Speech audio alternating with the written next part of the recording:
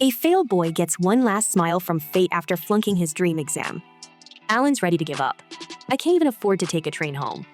His only hope is to work for a powerful duke and tutor his brilliant daughter, who cannot cast spells. Alan must solve the kingdom's top sorcerer's mystery. Or is the duke hiding a darker plan? Our story of this new anime begins with a young man named Alan who is writing to his dear Lydia. His surprising letter is written on the express train north.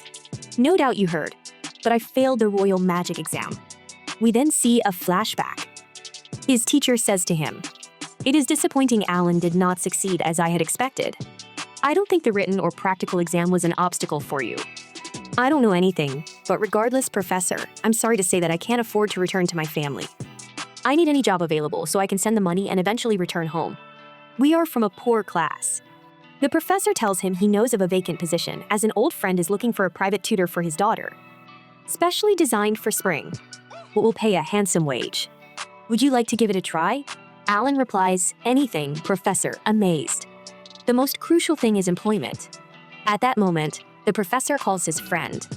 "I found the perfect person for you. The young man I keep talking about. His intelligence makes him my smartest student." The professor tells Alan that his student is the daughter of Duke Howard, one of the 4 powerful noble houses. Tina, the Duke's daughter, wants to attend the Royal Academy next spring. I've already bought you a ticket and it's ready. Leaving at noon in a first-class French train carriage. Alan fumes. "Professor, you set me up. You probably planned this from the start." The professor simply wishes him good luck, my friend. As Alan thinks to himself, the train slices through mountains and plains like a sword through a watermelon. The professor was so enthusiastic. I wonder what fate awaits me now. Alan finally disembarks in the freezing cold. After a short walk, the head butler, Graham, and Ellie, a maid in training, greet him. They get into the carriage, but it's cramped. Graham tells Ellie, "You must sit on Alan's lap." The girl continues, shocked and embarrassed. Ellie was shivering from the intense cold. Alan uses a powerful magic spell to warm the carriage like a heater after giving her his scarf. After an hour, they finally arrive at Duke Howard's mansion. Here, something strange happens. Alan apologizes, "My lady." Surprised? The girl asks, "How did you know I'm not a maid? Come on, I can read you like a book." "You're not a maid. You don't wear a headband and your clothes don't fit. I suspect you borrowed a uniform in a hurry. Your hair ribbon is embroidered in gold thread. I've seen very few like it, even in the royal capital." Embarrassed, the princess quickly runs inside. This means, my friends, that she wasn't Ellie. Her real name is Tina. As for the other girl, this is Ellie, the actual maid. Alan catches her before she falls. He pats her head, calming her. The head butler says, "Smart kid, capable of taking charge. My master is waiting for you inside." Afterward, Alan meets Duke Howard. The Duke thanks him for traveling such a huge distance. Alan introduces himself and the Duke replies, "I am Walter Howard. When I consulted the professor about a teacher for my daughter, he told me you were the right man for the job. I assume you've heard the details, so I look forward to seeing your work." "Yes, my lord," Alan says. "The professor informed me that I will be privately tutoring Miss Tina." Walter puts his hand on his head and says the foolish professor may have misled you. "But don't worry, I do indeed want to hire you as her private tutor.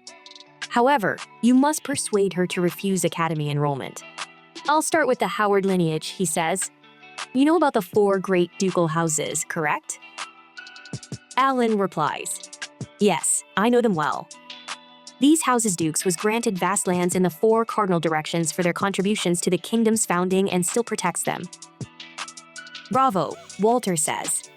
"You understand the situation perfectly. I leave our combat power behind. My wife died when Tina was young, leaving me with 2 daughters. Stella, the oldest, attended the Royal Academy but is not magical. I doubt she will ever master our family's legacy, the powerful spell. As for my younger daughter, Tina, she has no magical talent whatsoever. She possesses mana but is unable to cast even the simplest spell. Several famous mages examined her but couldn't explain her condition." Alan thinks to himself, "I've never heard of a case like this before. This is going to be very difficult," Walter adds. "Yes, because she feels useless, she wants to learn everything, especially fighting. But enough talking, you'll see this faster when you interact with her." They go outside, and her father says that Tina cultivates these plants. After reading my late wife's book, she began researching methods to grow them in this harsh land. This research is a true treasure for the duchy, and I want her to stay here so she can continue it. Alan speaks up. My lord, I understand your perspective, but perhaps she should be the one to choose. If I can help her master magic to the Royal Academy level, will you let her enroll? Walter considered this, then said, yes, I will allow it. Now it is time for lunch. Everyone eats. The lunch was delicious. Afterwards, Tina and her maid enter and introduce themselves. Then the Duke asks that Ellie also be placed under Alan's supervision and tutelage. We want her to enroll in the academy as well. Miss Ellie demurs, saying she would be a burden as she isn't skilled in magic. In response, Alan directly asks her, what do you want to do? She promises to follow instructions. He presses, do you truly wish to enroll in the Royal Academy with Miss Tina? Ellie agrees enthusiastically. I love her very much.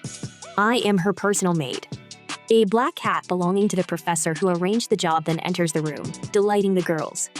The next day, Professor Alan begins his lesson with Miss Tina. Before they start, however, he informs her that she will be taking a written placement test. He explains my mana quantity is far below average. I think the university only accepted me because they believed I was good at managing Lydia Nefer. I know how harsh their Royal Academy can be. The lessons are grueling and strict, and half the students don't graduate on time. Could you tell me something before we start class? Do you truly wish to enroll in the Royal Academy? Tina confirms that she does. I love plants, she says. But my mother read me picture books as a child. I always admired the powerful spells the heroes and the legends used, and I wished and hoped that I could master spells like those. One day, the teacher tells her there is no one currently capable of using the powerful spells. But if you have the will, my dear, and you continue to press forward, you will achieve the impossible. The girl is overjoyed by his encouragement. Then Ellie enters and, as usual, nearly falls, this time while carrying candles. Teacher Alan saves her and uses a spell to catch the candles before they hit the floor. In the moment he catches Ellie, Tina becomes very jealous, remarking that they are far too close and that it's improper. Alan then begins a lesson with them about basic elemental magic. Tina explains the elements of magic are fire, water, wind, earth, lightning, light, and darkness. Each person is born with a natural affinity for one of these 7, which becomes the source of their strength or weakness. He asks her, are the Howards your family? She responds, we can use ice magic by combining our attunement to the water and wind elements. The teacher tells her this answer is only half correct. He then explains, regarding affinity, that when I cast the spell to adjust the temperature in the carriage yesterday, that spell combined 3 elements: fire, water, and wind. Fire and water are opposites, so that violates the standard affinity theory. This is just my theory, but I don't believe people are born with a natural element. These are all learned skills. He then asks Ellie what kinds of spells she can perform. She says she can use fire and wind magic in that case. The teacher says, light one of the candles. She tries and succeeds. He praises her and then asks her to use wind magic on the candle's flame. She casts the spell, but the flame doesn't go out. The teacher is overjoyed, telling her that since she can already use 2 types of magic, her future is bright. Next, Tina tries to light the candle. Alan studies her every move, finding her form perfect, but she fails. She grows dejected, but he tells her there's no need to be sad. You'll learn soon, but don't rush. Allow me to give you both a demonstration. You will learn to do this yourselves. He then spells each candle to bloom a different colored rose. Everyone is astonished. Alan thinks to himself, once you get the hang of it, this isn't difficult. After all, I used to go by the nickname, the Wretch. After that, the scene shifts to the girl, Lydia, reading Alan's letter. He tells her he'll stay at Howard's until spring. Pray that I can prove my worth without any problems, he writes. But Lydia becomes very angry and says she will never forgive him. I appreciate you viewing my anime recap, Unruly Family. Please let me know what you think about this anime recap by liking, sharing, and commenting, and please subscribe to the channel to help us reach 5,000 subscribers.